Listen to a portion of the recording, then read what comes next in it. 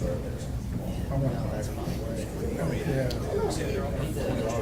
Yeah.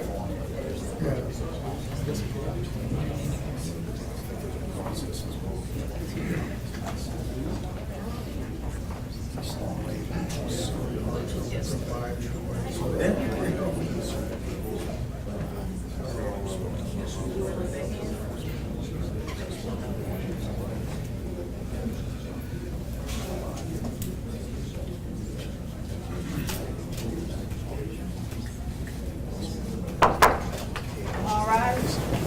Court now session with the Honorable Judge Dickey presiding. Thank you. Please be seated.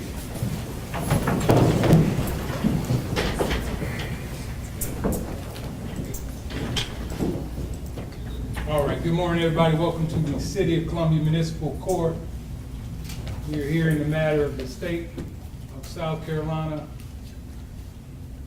versus Alexander Dickey. Is Mr. Dickey in the courtroom?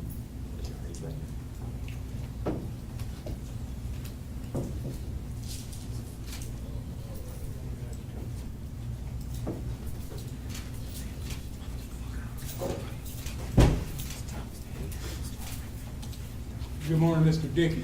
How you doing, sir? Good. Mr. Dickey, you are charged in the Court of General Sessions here in Richland County on the charge of murder, burglary first, 2 counts, possession of a weapon during the commission of a violent crime, 2 counts, grand larceny, 3 counts, financial transaction card theft, 3 counts, and possession of a firearm by a convicted felon. So that's a total of 12 warrants. In sequence, they are 2025-0402, 1601544 through 1555.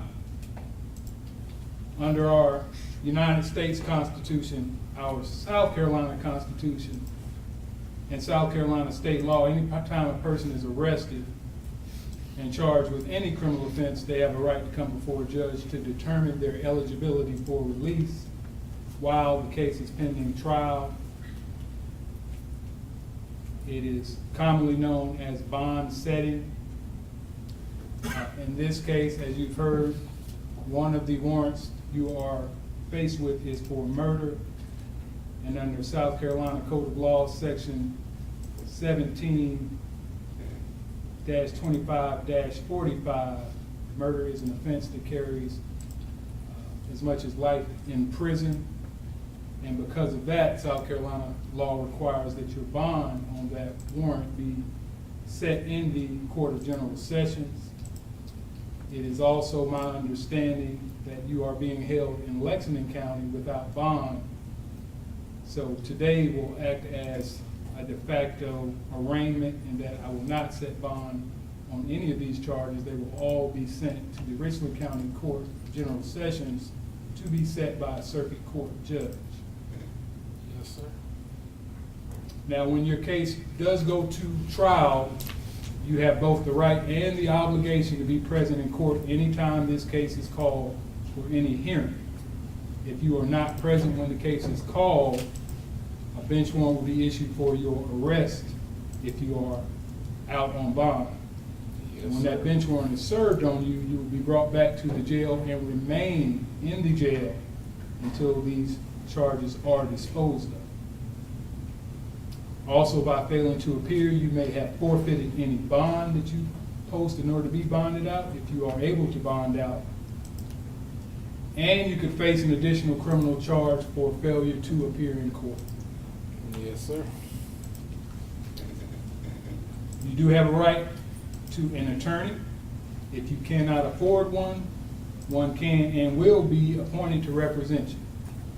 You'll be provided the application for court-appointed counsel, and if you fill it out, the court will consider your application for court-appointed counsel a public defender.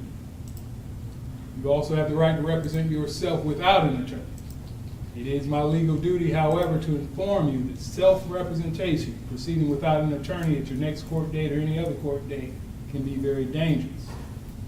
Criminal defense is a highly technical and specialized area of the law, so there can be certain factual, legal, or other types of defenses to the charges you're facing that if you choose to proceed without an attorney, you may not be aware of. There could be issues related to the conduct of a guilty plea or a trial that could arise in the future that you might not be aware of, and it would be your attorney's responsibility to make you aware of any and all issues and how to properly address those issues before the court, and if necessary, preserve those issues on appeal.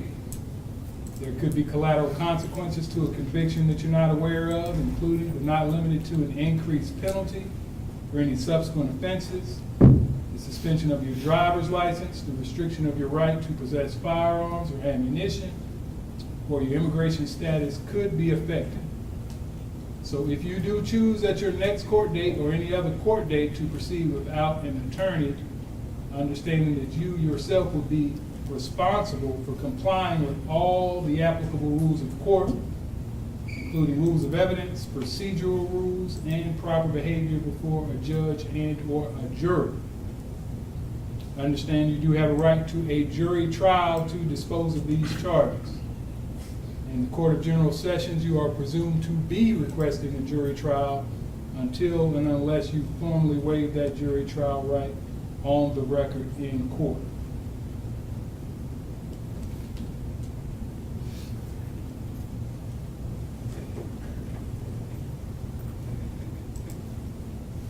You have a right to a preliminary hearing.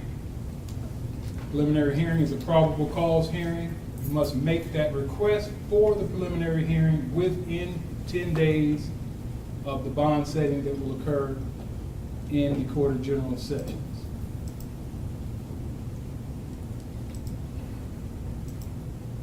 Mr. Dickey, do you have any questions about anything I have told you here this morning? No, sir.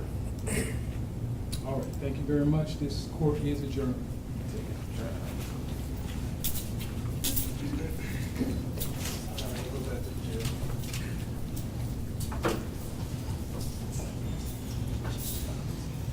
This concludes our bond court docket. The time is now 11:35 a.m.